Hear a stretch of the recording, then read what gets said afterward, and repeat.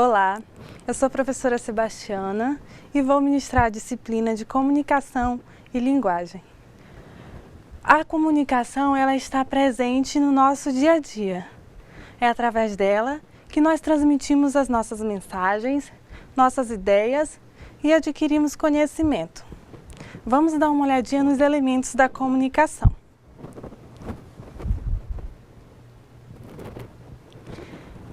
O primeiro elemento da comunicação é a linguagem, que é a representação do pensamento por meio de uma língua, permitindo a realização dos atos de comunicação.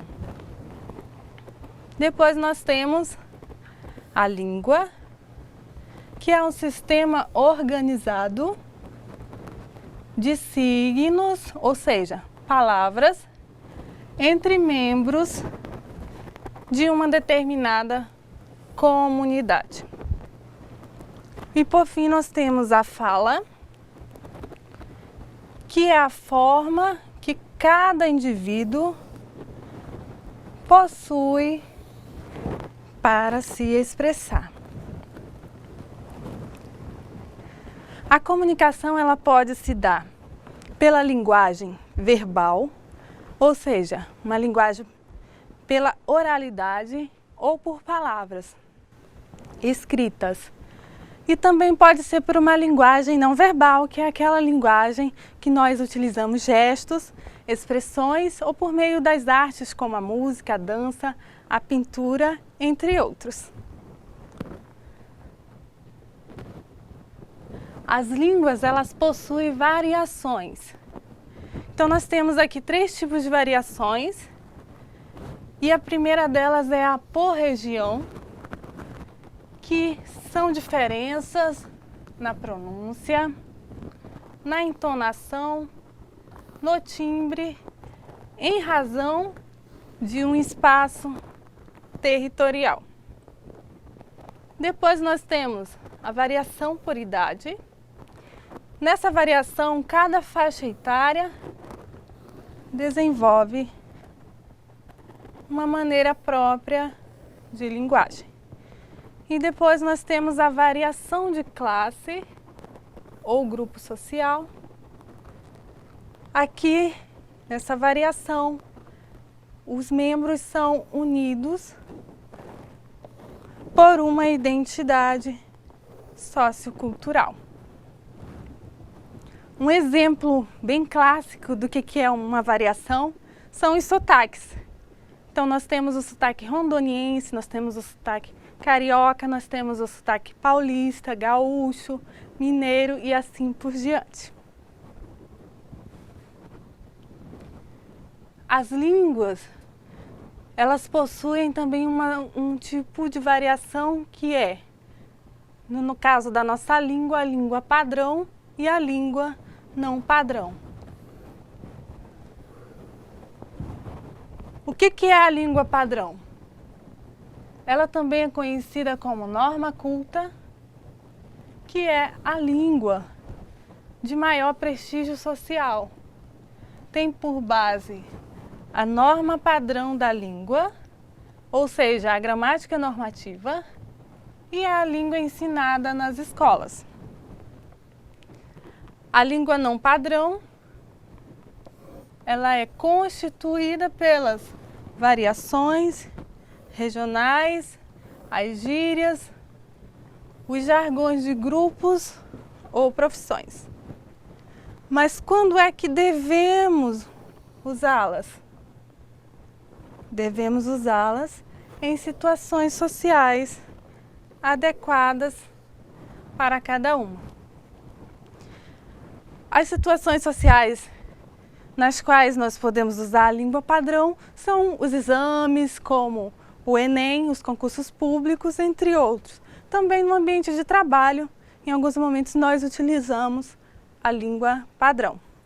A língua não padrão fica para usarmos no dia a dia, em conversa com nossos familiares, com nossos amigos e em outras interações.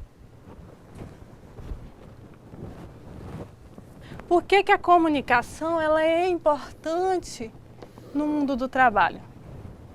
Porque quanto melhor nos comunicarmos em nosso ambiente de trabalho, mais nós contribuímos para que haja economia de tempo durante a realização de nossas atividades corriqueiras. No ambiente de trabalho, o que é preciso na comunicação?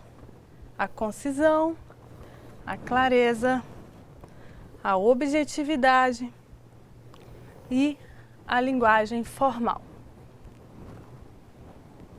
No mundo do trabalho, portanto, nós podemos ou nós devemos comunicar-se com clareza, concisão, objetividade, linguagem formal para que a comunicação tenha a devida eficiência. Na parte textual, nós vamos ter que conhecer esses elementos que é a coerência e a coesão. A coerência textual é a estruturação lógico-semântica de um texto. Ela é a articulação das ideias que formam uma unidade significativa. A coesão textual é a conexão gramatical entre palavras, orações, frases, parágrafos ou partes maiores de um texto, e nós precisamos usar os conectores para atingir a coesão, que são preposições, substantivos, pronomes, conjunções e advérbios. A coerência ela está no plano dos sentidos, então não devemos ter informações contraditórias em um texto para atingir a coerência. E a coesão é a parte gramatical.